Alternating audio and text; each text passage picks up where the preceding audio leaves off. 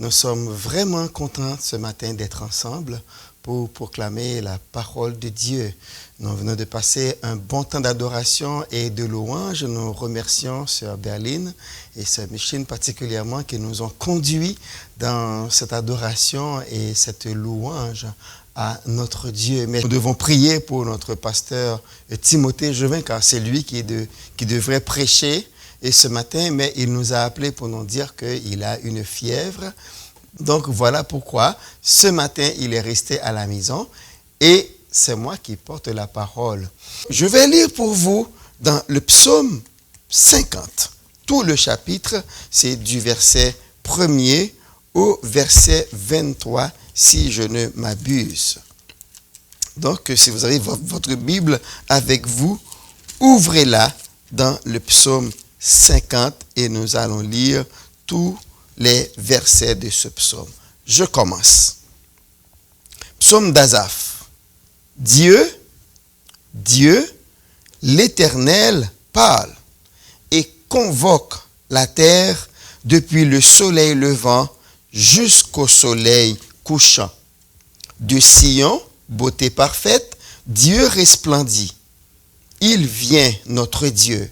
Il ne reste pas en silence. Devant lui est un feu dévorant.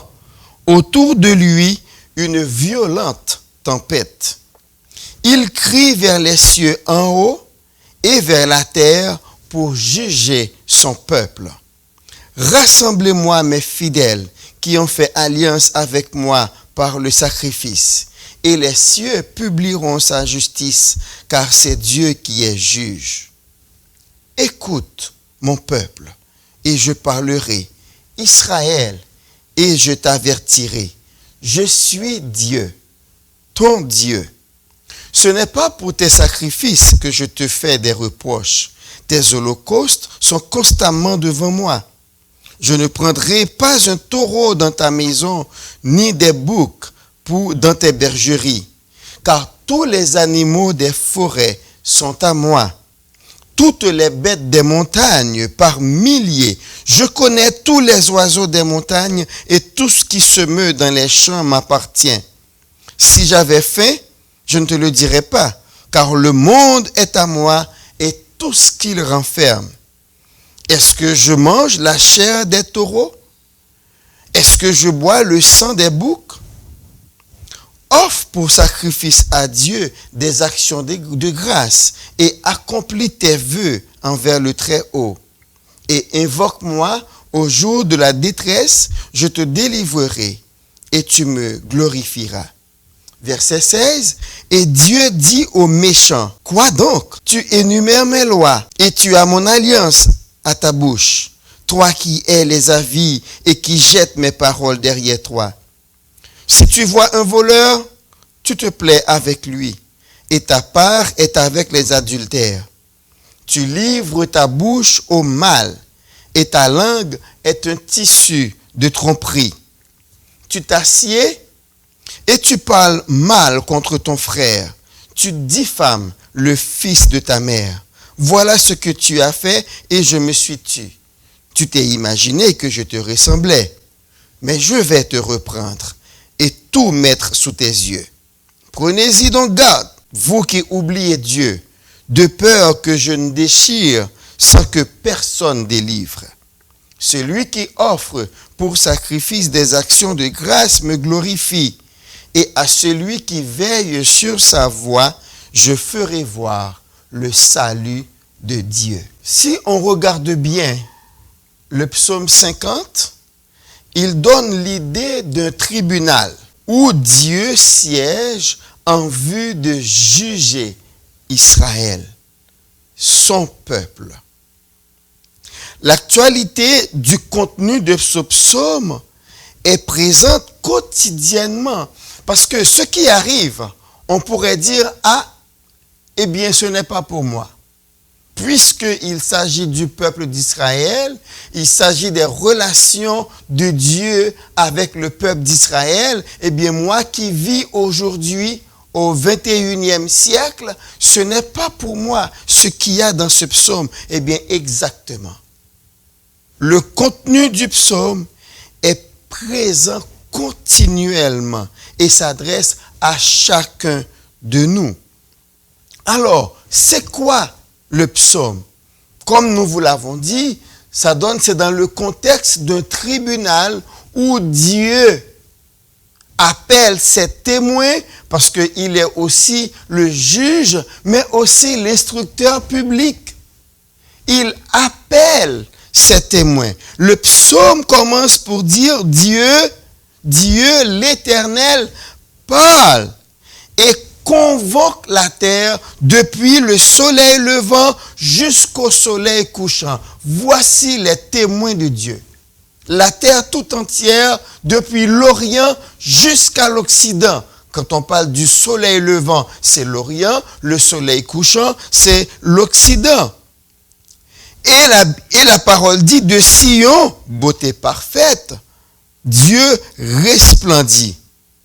Il vient. Il ne reste pas en silence. Devant lui est un feu dévorant. Autour de lui est une violente tempête. Et là, Asaph est en train de décrire l'apparition de Dieu. Dieu crie vers les cieux en haut et vers la terre pour juger son peuple. Encore, il prend comme témoin le ciel et la terre. Et il dit, rassemblez-moi mes fidèles. Donc c'est très important de voir ici, ce n'est pas n'importe qui que Dieu va juger. C'est fidèle. Êtes-vous fidèle de Dieu? Considérez-vous comme faisant partie du peuple de Dieu. Mais ça peut vous concerner aussi et vous allez voir. Parce que tout le psaume nous concerne. Donc, Dieu dit, rassemblez-moi mes fidèles qui ont fait alliance avec moi par le sacrifice. Et les cieux publieront sa justice, car c'est Dieu qui est juge. Donc, le juge, c'est Dieu, et il appelle l'accusé qui est le peuple d'Israël. Le verset 7 et verset 8, eh bien, nous donnent les actes d'accusation. Il dit, écoute mon peuple et je parlerai. Israël et je t'avertirai. Je suis Dieu, ton Dieu. Ce n'est pas pour tes sacrifices que je te fais des reproches. Tes holocaustes sont constamment devant moi. Et là, je vais m'arrêter un peu parce que j'aimerais bien mettre en lumière l'honnêteté de Dieu. Admirons cette honnêteté, cette justice, parce que souvent nous, quand nous avons un différend avec quelqu'un, nous voulons l'accabler, nous voulons le détruire, nous voulons le rabaisser comme s'il ne vaut rien, il n'a rien fait.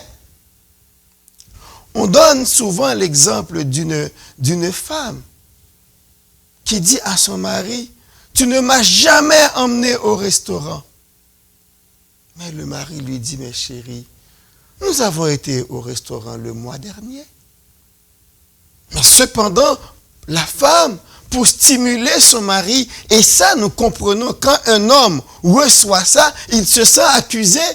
Parce que si on a été au restaurant le mois dernier, et là tu viens dire, on n'a jamais été, tu ne m'as jamais emmené au restaurant.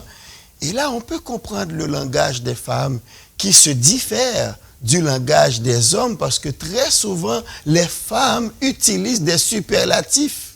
Quand la femme veut attirer l'attention de son mari, eh bien, elle utilise dans son langage des superlatifs.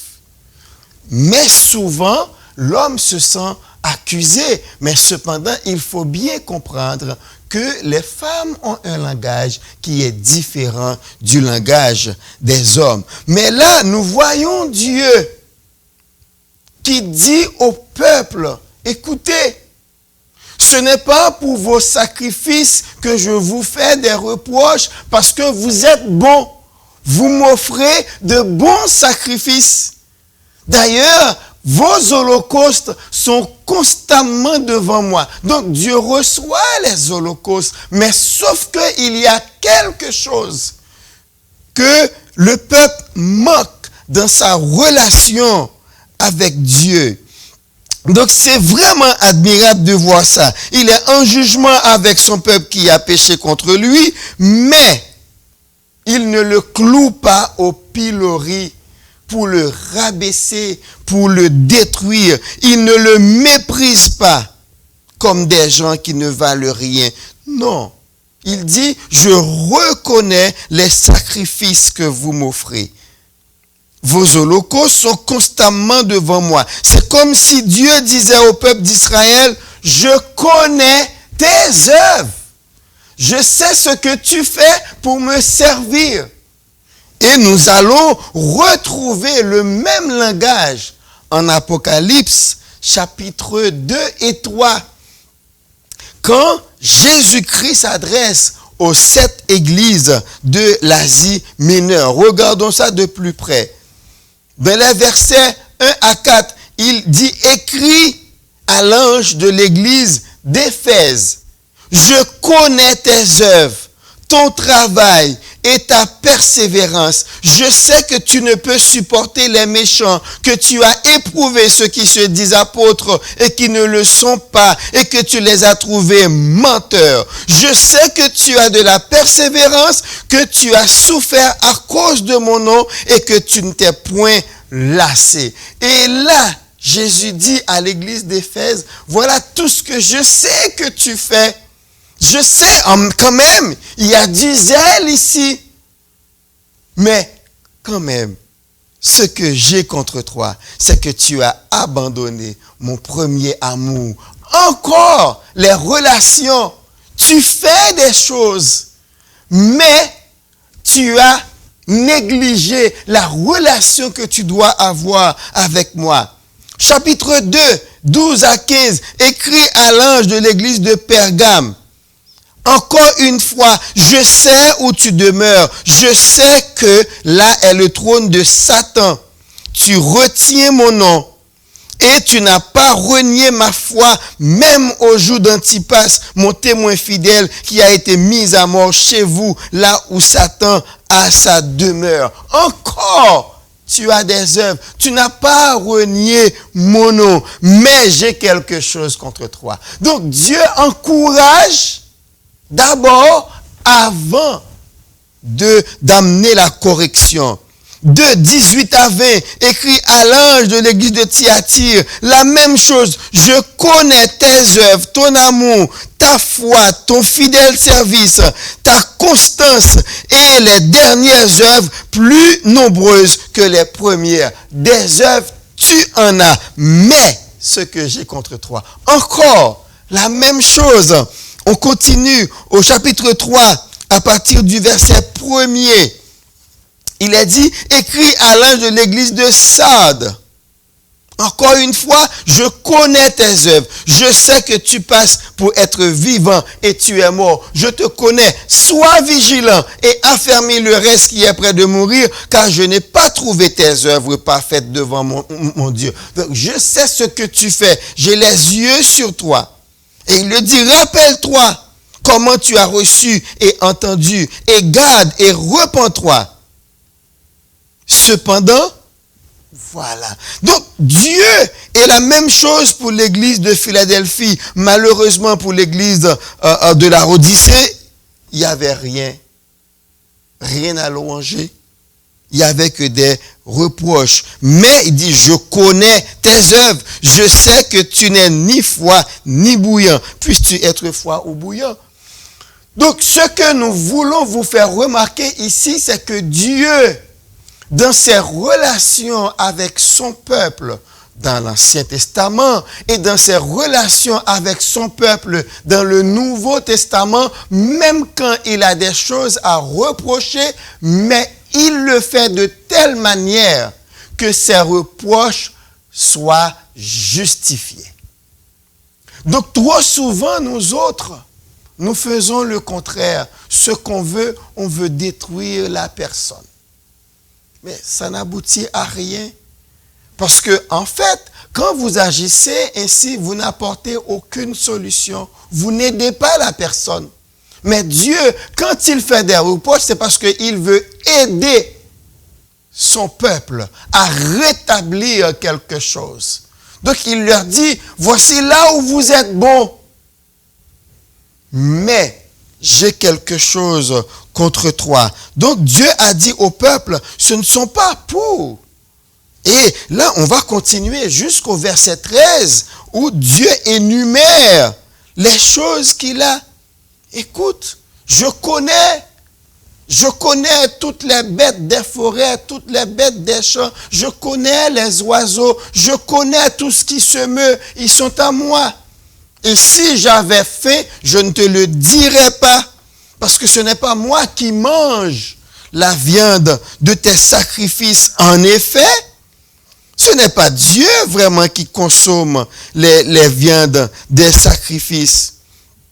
Mais je veux seulement vous faire remarquer, avant les reproches, Dieu prend soin de dire, je sais que tu fais des efforts.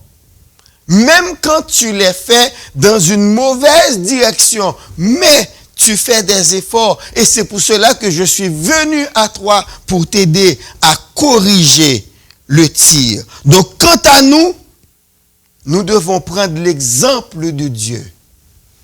Cessons de nous rabaisser les uns les autres. Cessons de nous détruire les uns les autres. Trop souvent, nous détruisons nos semblables. Nous les rabaissons. Nous leur laissons croire qu'ils ne valent rien du tout. On entend souvent, depuis le temps que je te connais, qu'est-ce que tu as fait? Ou, depuis le temps que nous vivons ensemble, qu'est-ce que tu as fait pour moi? Or, dans cette phrase, il y a une contradiction parce que si vraiment il ou elle n'avait rien fait, vous n'auriez pas demeuré avec lui aussi longtemps. Parce que vous venez juste de dire, depuis longtemps qu'on vit ensemble, qu'est-ce que tu as fait pour moi? Donc, au verset 8, nous retrouvons ces paroles que Dieu dit, le problème que j'ai avec toi, c'est ailleurs. Ce n'est pas pour les sacrifices, ce n'est pas pour les holocaustes.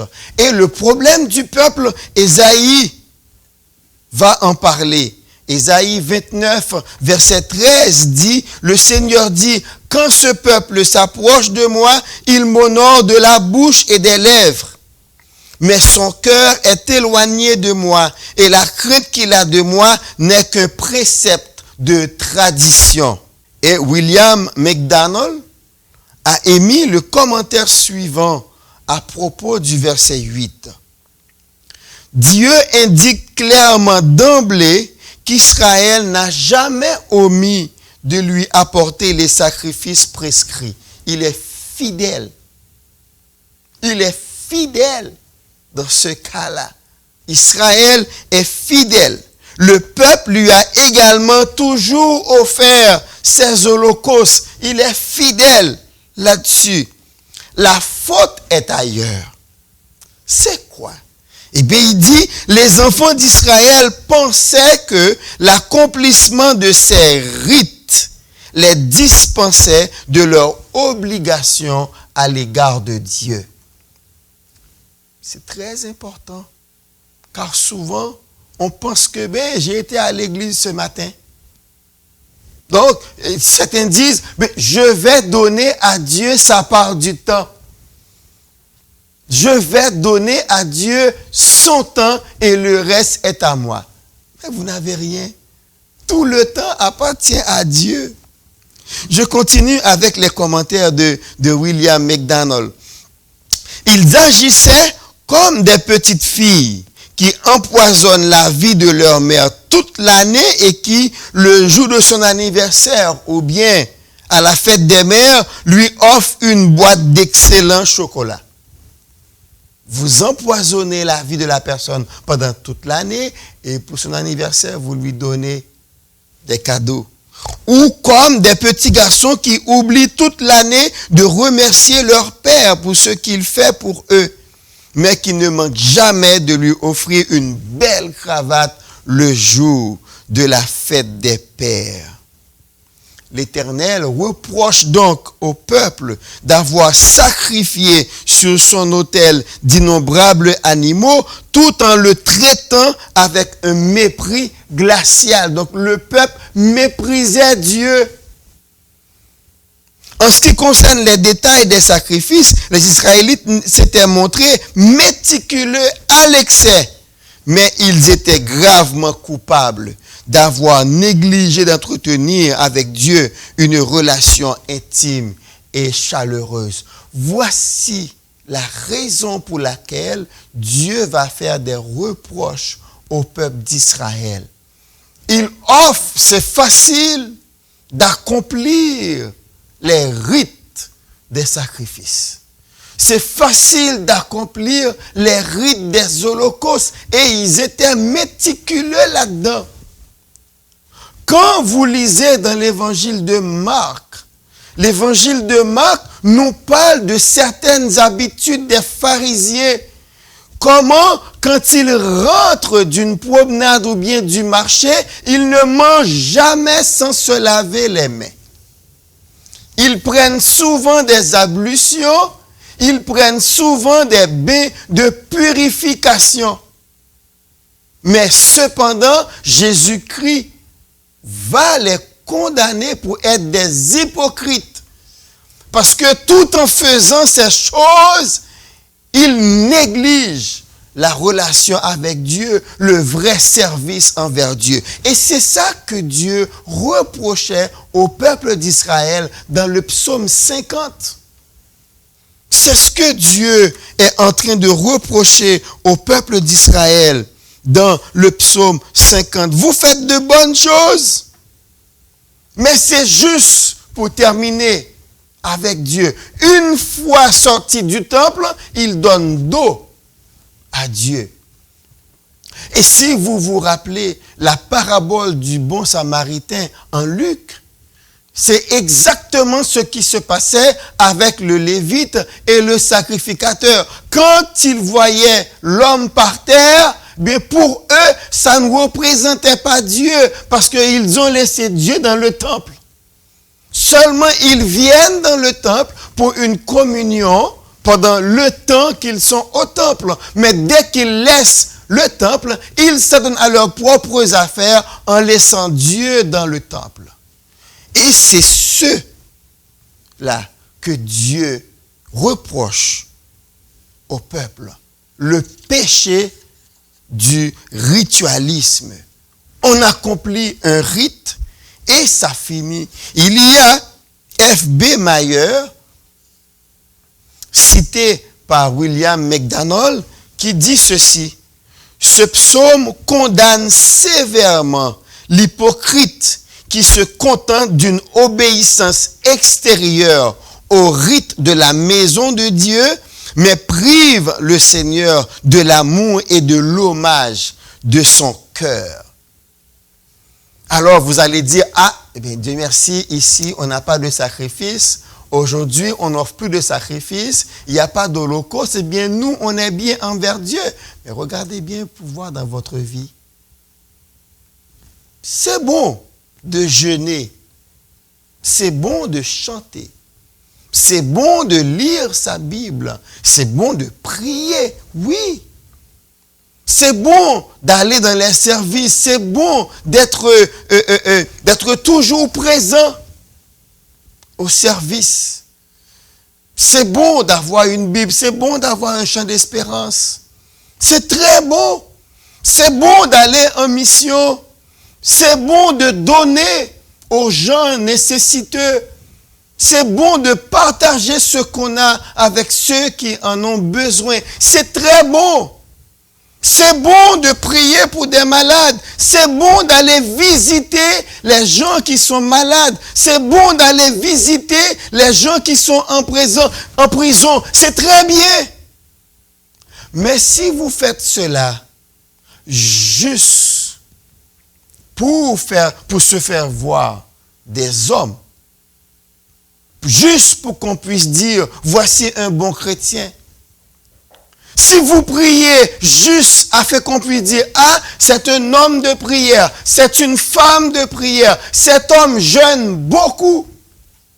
Si vous le faites parce que vous voulez qu'on dise, celui-ci, c'est un homme très généreux qui donne beaucoup de ses biens. Si seulement vous voulez qu'on vous traite de quelqu'un qui aime les gens, si seulement vous voulez avoir la renommée d'être généreux, d'être bon, si c'est ça que vous cherchez, eh bien laissez-moi vous dire, la Bible, Jésus-Christ va dire dans Matthieu 6, vous avez déjà votre récompense. Parce que Jésus-Christ exactement condamne ce comportement en Matthieu 6. Il dit, les païens aiment faire de grandes prières en public. Ils portent de larges robes, de longues robes, avec des phylactères pour se faire voir des gens. Mais ils ont déjà leur récompense. Mais vous, quand vous priez, entrez dans votre chambre, fermez les portes et communiez avec votre Père Céleste qui connaît déjà vos besoins. Relation avec le Père Céleste. C'est ça que Dieu demande. Comme je le disais déjà, venir à l'église, assister aux réunions, participer à l'école du dimanche, prendre part aux réunions d'études bibliques, aller en mission, prêcher de vibrants messages, participer au salut de multiples personnes. C'est bon, mais si vous le faites sans une relation intime et profonde avec Dieu, vous avez un problème avec Dieu. Vous êtes un ritualiste. C'est des rites. Si vous n'avez pas cette relation, Dieu va vous dire, ils sont devant moi.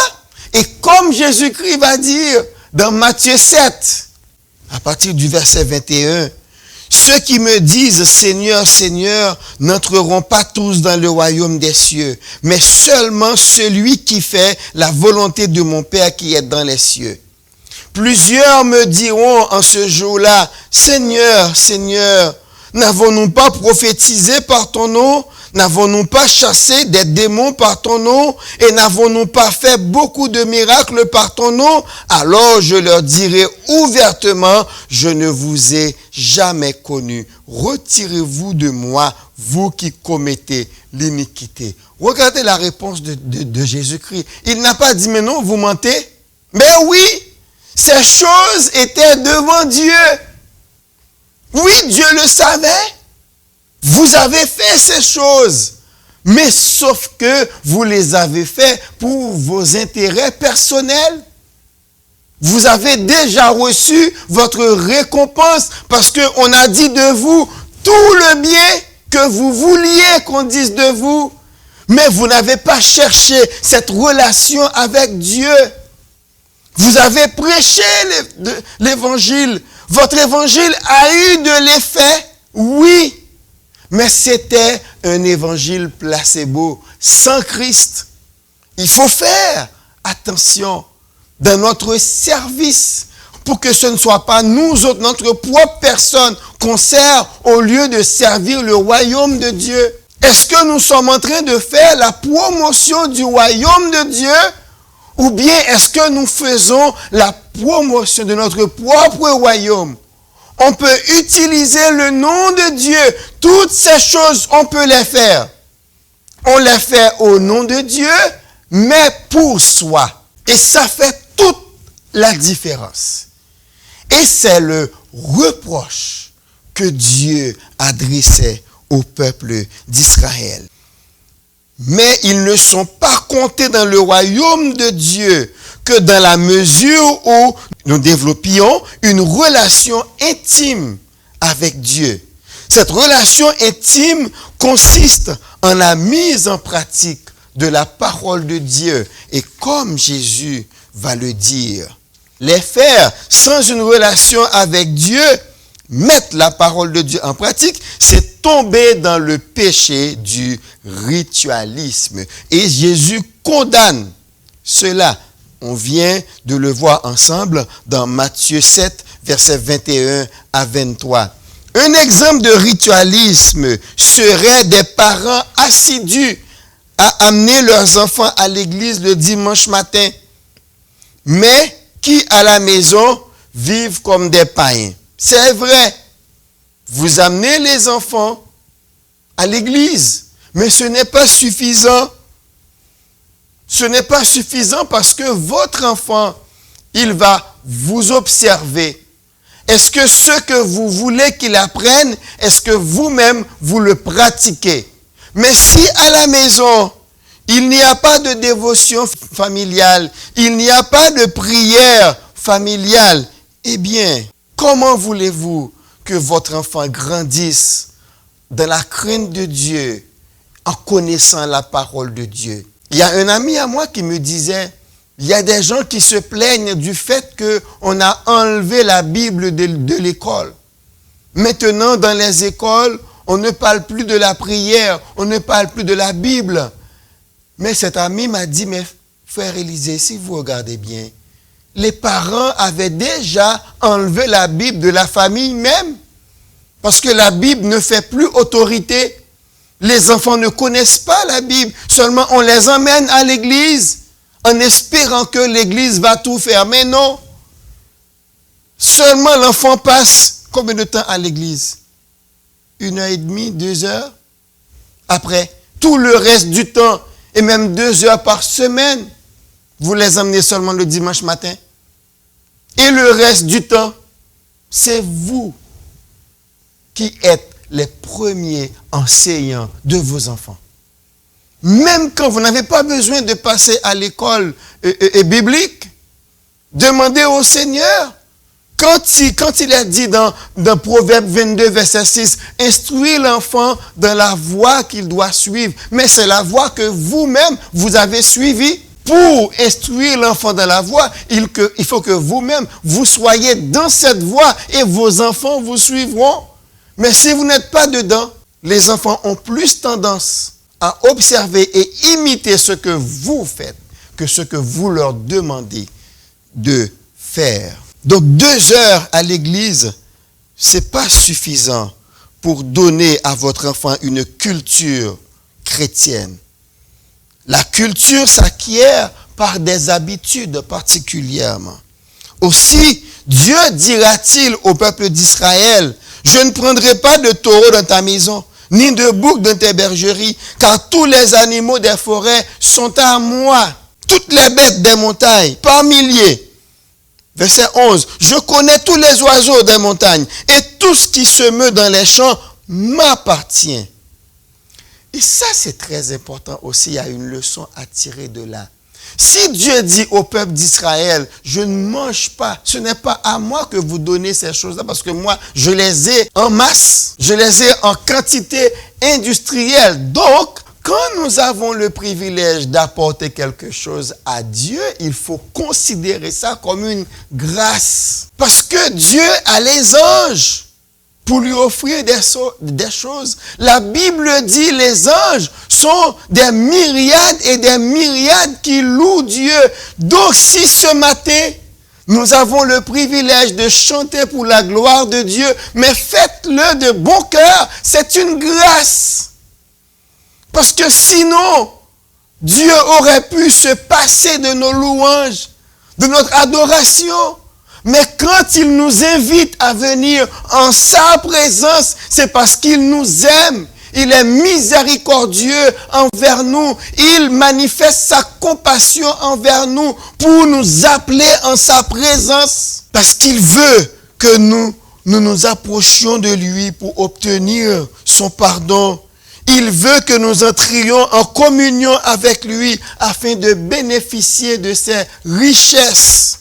Ce que Dieu veut, il veut que nous nous assurions de la présence de Dieu et bénéficier de sa puissance particulièrement contre nos ennemis. C'est ce que Dieu veut. Donc c'est pour nous, c'est à notre avantage quand nous pouvons servir le Seigneur. Au verset 12, il va dire, si j'avais faim, je ne te le dirais pas, car le monde est à moi et tout ce qu'il renferme. Est-ce que je mange la chair des taureaux et est-ce que je bois le sang des boucs? En effet, ce n'est pas Dieu qui mange les animaux offerts en sacrifice. Lévitique 10, verset 12 à 14, nous dit, Moïse dit à Aaron, à Éléazar et à Itamar, les 2 fils qui restent à Aaron, prenez ce qui reste de l'offrande parmi les sacrifices consumés par le feu devant l'Éternel et mangez-le sans levain, près de l'autel, car c'est une chose très sainte. Vous le mangerez dans un lieu saint. C'est ton droit et le droit de tes fils sur les offrandes consumées par le feu devant l'Éternel, car c'est là ce qui m'a été donné. Vous mangerez aussi dans un lieu pur, toi et tes fils et tes filles avec toi, la poitrine qu'on a agitée de côté et d'autre, et l'épaule qui a été présentée par élévation, car elles vous sont données comme ton droit et le droit de tes fils dans les sacrifices d'action de grâce des enfants d'Israël. Ce sont les sacrificateurs et les Lévites ainsi que leurs enfants qui consomment la viande des bêtes sacrifiées. Ce n'est pas l'Éternel. Les holocaustes sont brûlés devant Dieu. C'est la fumée qui monte. Mais les autres viandes sacrifiées, eh bien, ce sont les sacrificateurs qui les mangent. Ce n'est pas Dieu. Et voilà pourquoi au verset 14, Dieu va dire, offre pour sacrifice à Dieu des actions de grâce. Actions de grâce. Et accomplis tes vœux envers le Très-Haut. Et invoque-moi au jour de la détresse, je te délivrerai et tu me glorifieras. Donc Dieu dit, les sacrifices, vous les offrez. Mais en fait, ce que moi je demande vraiment, c'est des actions de grâce sincères. C'est quoi action de grâce? Ce n'est pas le fait d'organiser une grande fête à la maison, qui n'est pas mauvais. C'est une bonne chose. Mais si c'est ça qu'on considère comme action de grâce, on est dans l'erreur. C'est une fête, on amène des nourritures, il y a des fruits, il y a de la viande, il y a toutes sortes de choses. On mange avec ses amis, avec ses parents, avec ses proches. C'est bon, c'est une bonne chose. Mais si on le fait sans une relation intime et profonde avec Dieu, parce que quand Dieu dit offrez des actions de grâce pour sacrifice, eh bien, ça nous donne trois choses. Les versets 14 et 15 du psaume 50 nous montrent trois choses que Dieu attend de son peuple. Trois choses. La première chose, c'est la reconnaissance. Il n'y a aucun don, il n'y a aucun sacrifice qui puisse remplacer un simple « Merci Seigneur ». Merci Seigneur, qui émane du fond du cœur. Il n'y a rien qui remplace cela. Ah, merci papa, quand je regarde le cheminement que tu as fait avec moi, il n'y a que toi pour m'emmener là où je suis maintenant. Il n'y a que toi pour m'avoir guéri. Il n'y a que toi pour m'avoir pardonné. Il n'y a que toi pour avoir changé ma vie de l'homme que j'étais hier, de la femme que j'étais hier. Il n'y a que toi, Seigneur, pour faire de moi ce que je suis maintenant. C'est ça que Dieu aime. Dans Deutéronome 4, verset 9, Dieu avait mis le peuple en garde. Seulement prends garde à toi et veille attentivement sur ton âme tous les jours de ta vie, de peur que tu n'oublies les choses que tes yeux ont vues et qu'elles ne sortent de ton cœur. Enseigne-les à tes enfants et aux enfants de tes enfants. Dieu les mettait en garde contre le fait d'oublier ses grâces. Deutéronome 6, 12. Garde-toi d'oublier l'Éternel qui t'a fait sortir du pays d'Égypte, de la maison de servitude. Deutéronome 8, 11. Garde-toi d'oublier l'Éternel, ton Dieu, au point de ne pas observer ses commandements, ses ordonnances et ses lois que je te prescris aujourd'hui. Deutéronome 8, 17. Garde-toi de dire en ton cœur, ma force et la puissance de ma main m'ont acquis ces richesses. Deutéronome 12, 13. Garde-toi d'offrir tes holocaustes dans tous les lieux que tu verras. Garde-toi, prends garde à ne pas oublier ce que Dieu a fait pour toi. Nous ressemblons trop souvent à ces gens qui accueillent leur maman âgée en maugréant. On n'aime pas sa présence. Qu'est-ce qu'elle vient faire là? Pourquoi elle est venue? Je ne l'avais pas appelée, je ne l'avais pas invitée. Votre mère. Mais très souvent, c'est comme ça qu'on accueille sa mère, son père. Mais à leur mort, on dépense de grosses sommes d'argent pour une tombe hors du commun et on recouvre la tombe de fleurs coûteuses. Il faut faire attention à ça. Dieu n'a pas besoin de ça.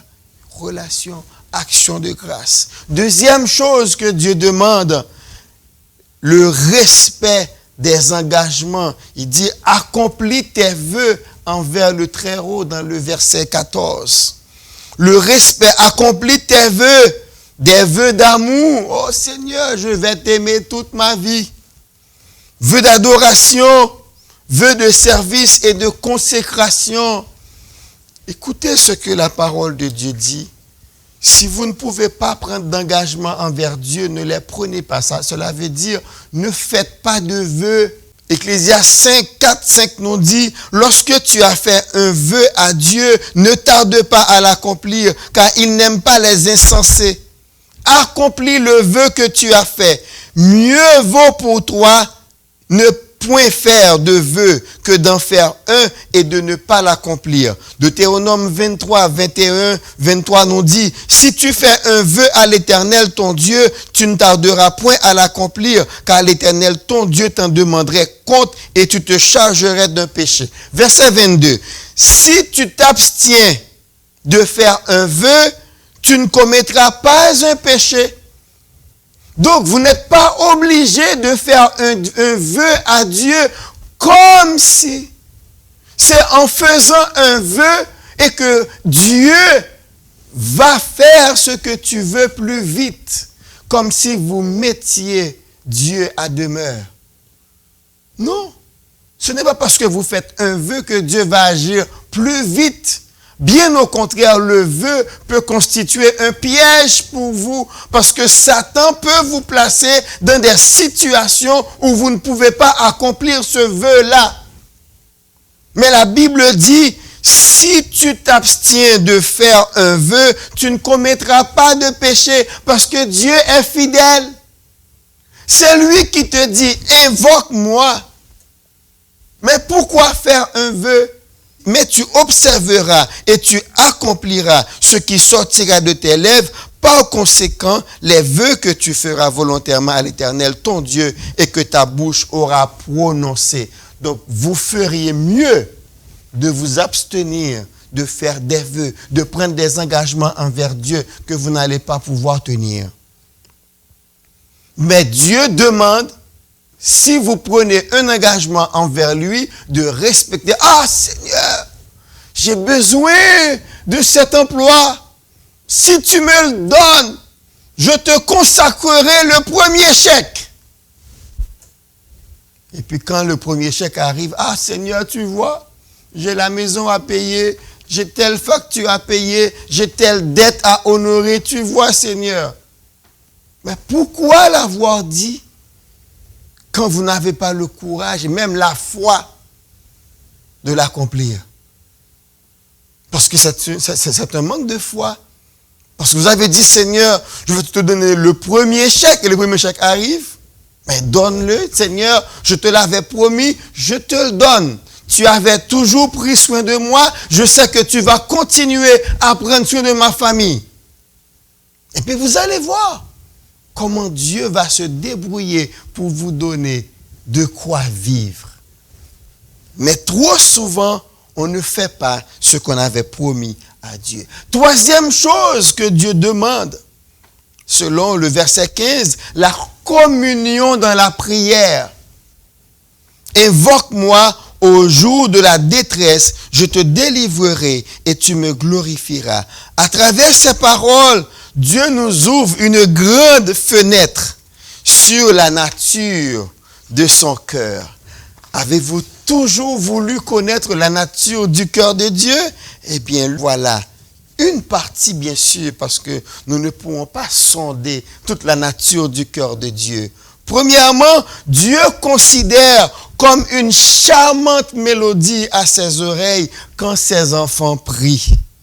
Car il aime entendre la prière de ses enfants. Invoque-moi. Il y a d'autres versets.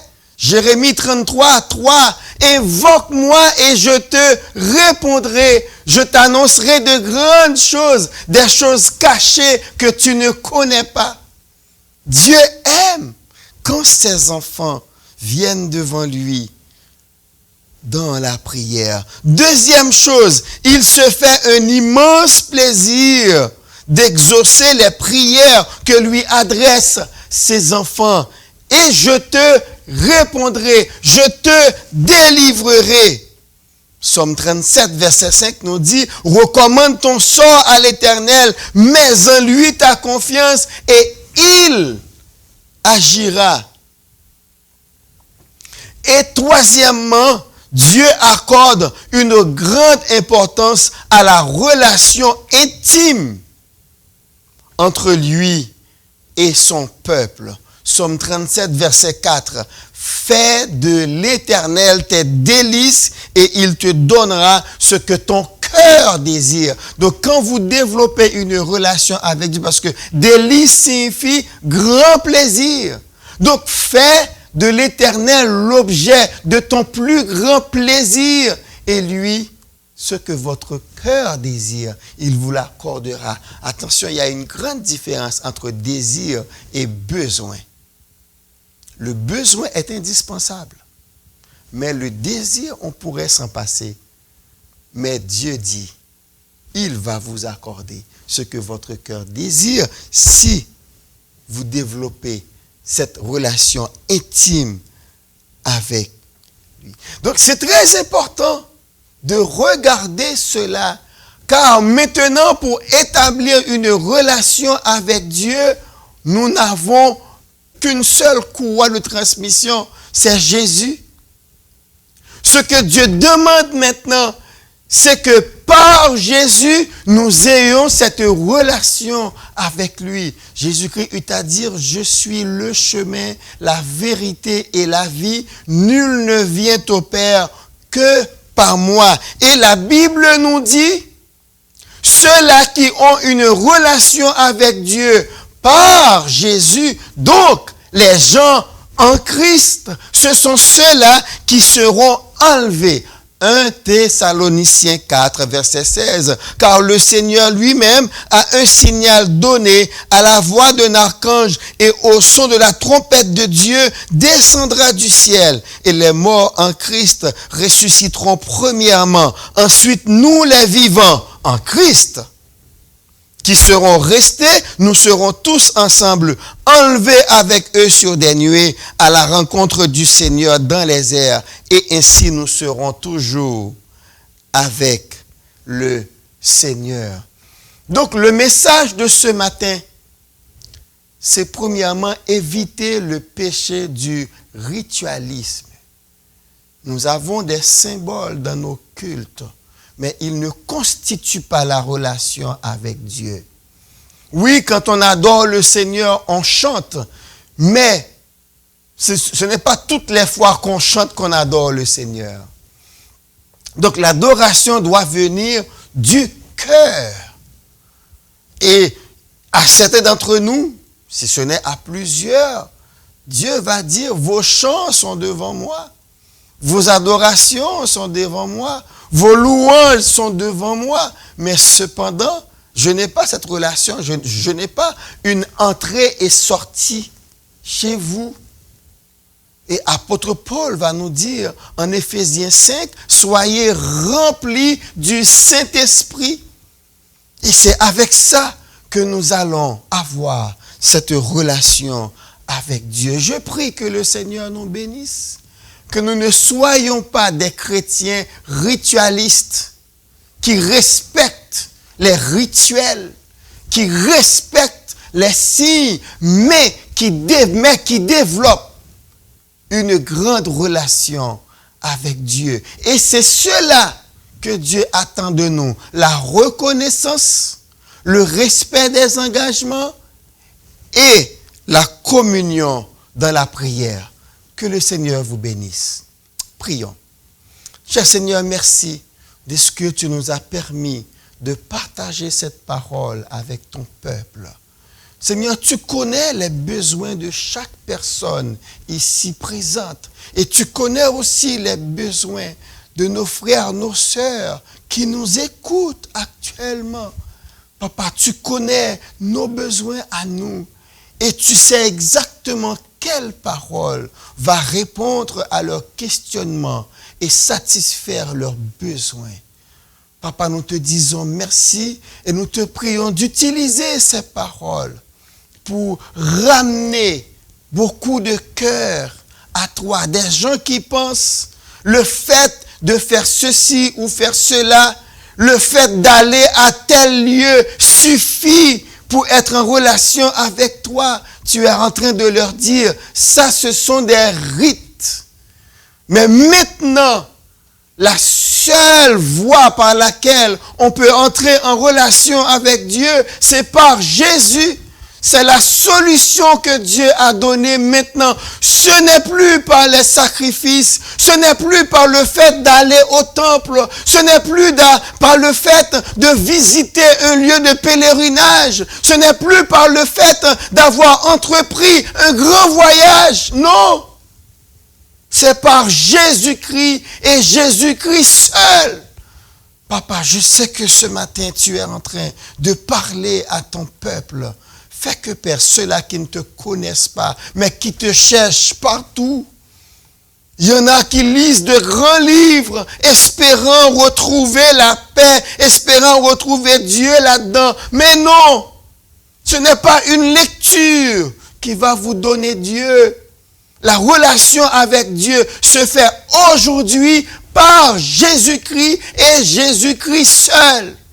C'est lui qui est venu pour nous réconcilier avec le Père. Papa, que ton peuple puisse entendre ce message et que non seulement ils l'entendent, mais aussi ils mettent en pratique et qu'ils cherchent à rétablir sa relation avec toi.